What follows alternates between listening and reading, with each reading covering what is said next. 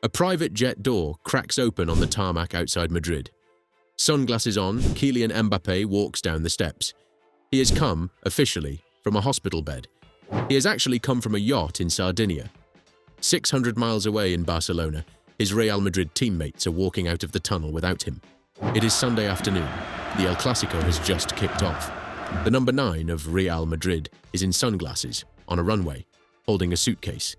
This is Kylian Mbappé, the kid who spent 10 years telling everyone he was destined for Real Madrid. And in the next 12 minutes, I'm going to tell you how he got from Bondy to the Bernabéu, and how, in 18 months flat, 70 million people signed their names to a petition asking him to leave. The yacht, the 40-minute lunch, the phone call he made to Florentino Pérez that nobody outside Spain has heard. All of it is coming. In 18 months at Real Madrid, Mbappé has done 2 things. He has scored 41 goals in 41 games this season. He has won the European Golden Boot. By the numbers, no signing in this club's century has performed better. And he has, somehow, in the same 18 months, become the most unpopular player at his own club. Inside the dressing room, his teammates are reportedly frustrated. Outside it, an online petition, demanding he be sold, has just passed 70 million signatures. To put that into perspective, that is more people than live in France. How does that happen? How does the dream move turn into a divorce this fast? To answer that, we need to go back to a council estate in a Paris suburb in December 1998. To understand how it broke, you have to understand how it was supposed to go. A town called Bondy, on the edge of Paris, 6 miles from the Champs-Élysées, and a different country. Concrete tower blocks, immigrant families, a local football club called AS Bondy, with a chain-link fence around its pitch. Wilfried Mbappé is a coach at that club. His wife Faiza is a former professional handball player. They have 2 sons. The older one will, years later, play for Real Madrid's reserve team. The younger one is 2 days old. His name is Kylian. By the time he can walk, he has a football at his feet. By the time he can read, he has Cristiano Ronaldo posters on his bedroom walls.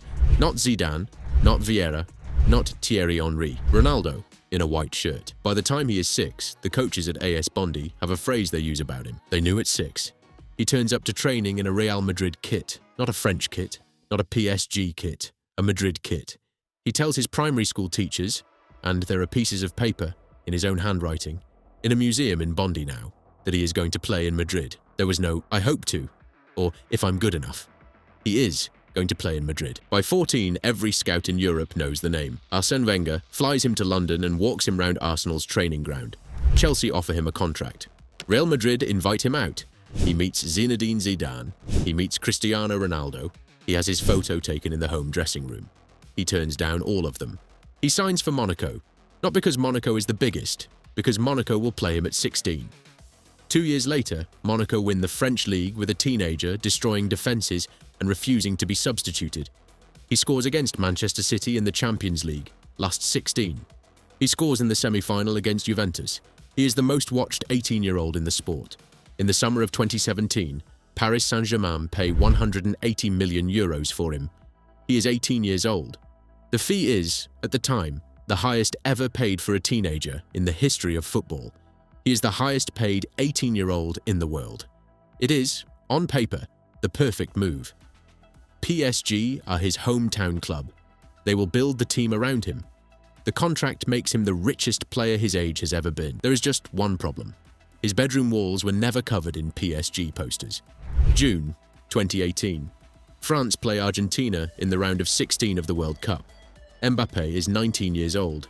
He runs at the Argentina defense in the 70th minute and wins a penalty so easy the commentators sound embarrassed. He scores twice. France win 4-3. Lionel Messi flies home. 3 weeks later, he scores in the World Cup final. He is the first teenager since Pelé to do it. France lift the trophy. He is 19 years old and he has just won the biggest trophy in football. For the next 4 years, 2 things happen at the same time.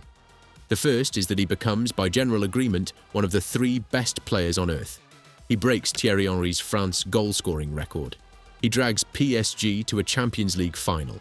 In Qatar, in 2022, he scores a hat-trick in the World Cup final, the first man to do that in over 50 years, and somehow still loses on penalties to Argentina.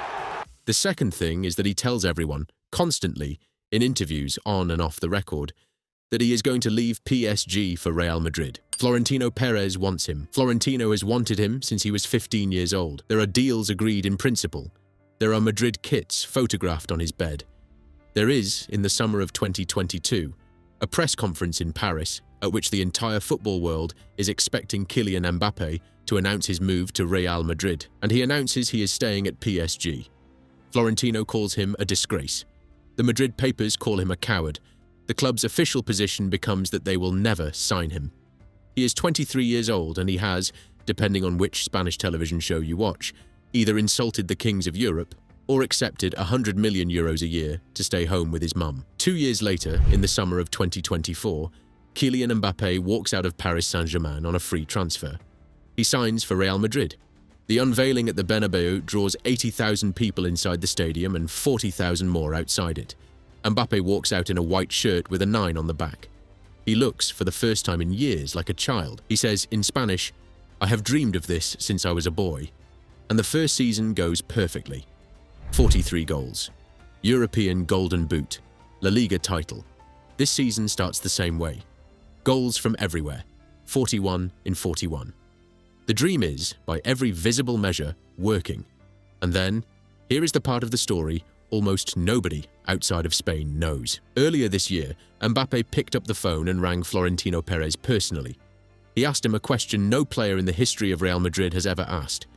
He asked if the club's medical staff could stop treating him. Before I tell you what happens next, quick favor, hit subscribe. I make these videos one at a time and YouTube only shows the next one to people who've told it to. So if this is working for you, subscribe, like the video, and let's get back to it. So, the phone call.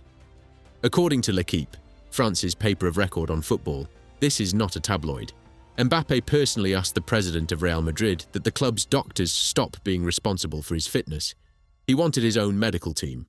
The reason, depending on which Spanish journalist you trust, is either the now infamous wrong knee incident, when a club doctor allegedly scanned the wrong knee during an injury check, and the story leaked, or, in Mbappé's own private words to friends, that he had enough. Had enough. Of Real Madrid, of the club he spent his whole life trying to play for. That phone call was in March. 2 months later, his teammates would walk out of the tunnel in Barcelona without him. The unravelling in Madrid comes in pieces. Piece 1 is the tactics. Real Madrid has Vinicius Jr. Vinicius plays on the left, Mbappé plays on the left. The new manager, Álvaro Arbeloa, cannot solve the problem. Neither of them will move. The team that won La Liga and the Champions League the year before Mbappé arrived is now 7 points off the top of the league. Piece 2 is the wrong knee. A scan goes wrong. The story leaks. Mbappé denies it. Then he briefs against the club. Then he phones Florentino. The medical staff are furious. The dressing room hears about all of it. Piece 3 is the lunch.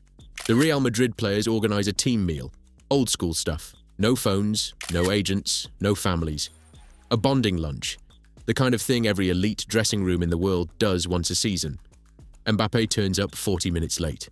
He gives no explanation. He sits down, he eats, he leaves. 40 minutes for a team lunch. In a club where Sergio Ramos used to fine players for being 2 minutes late to the team bus. Piece 4 is the staff member. In training the same week, Mbappé snaps at a Real Madrid employee. Not a player, a member of staff. Several teammates hear it. Nothing happens to him. No fine, no warning, no manager's office. The other players notice that nothing happens. Piece 5 is the petition. On the 3rd of May, a website goes up. Single page. A photograph of Mbappé with a red word stamped across his face. Fuera. Out. The stated goal is 200,000 signatures. Within a week, it has 33 million. Within 10 days, 60 million. As I record this, it has crossed 70 million names. More signatures than any online petition in the history of football. And more people than live in France. 70 million people, mostly Real Madrid supporters, telling the club he dreamed of all his life that they don't want him there. And then, on the 9th of May, Josep Pedrerol, the host of Spain's primetime football show, the man who has been talking about Real Madrid every night for 25 years, sits down in front of the camera on El Chiringuito. The ticker tape across the screen reads, "Is Madrid better with Mbappé or without him?" Pedrerol does not shout. He does not do his usual theatrics. He speaks quietly, like he is sorry to have to say it. "He's good," he says. "No doubt. He scores 50 goals a season." A pause. But Mbappé isn't Mbappé. That is the sound of the door closing. That is Spanish football calmly on primetime television, telling Kylian Mbappé that the courtship is over. 2 days later comes the moment we opened this video with. Sunday, the 11th of May, 2026. El Clasico kicks off in Barcelona at 4 in the afternoon. At 3:20, 600 miles away in Madrid, a private jet touches down on the tarmac. Mbappé walks down the steps in sunglasses, suitcase in hand. He has flown back from his weekend on a yacht in Sardinia, where photos of him and the Spanish actress Esther Exposito have been circulating across the country for 48 hours. He is injured. Officially, publicly. The club has confirmed, repeatedly, that he could not have played in Barcelona regardless. It does not matter. The photo of him on that runway in Madrid, suitcase in hand, while his teammates kick off without him in another city, that is the photo that runs on every front page in Spain the next morning. He is 27 years old. He is the European Golden Boot. He has scored 41 goals this season for a team that, on most nights, looks like it does not want him there.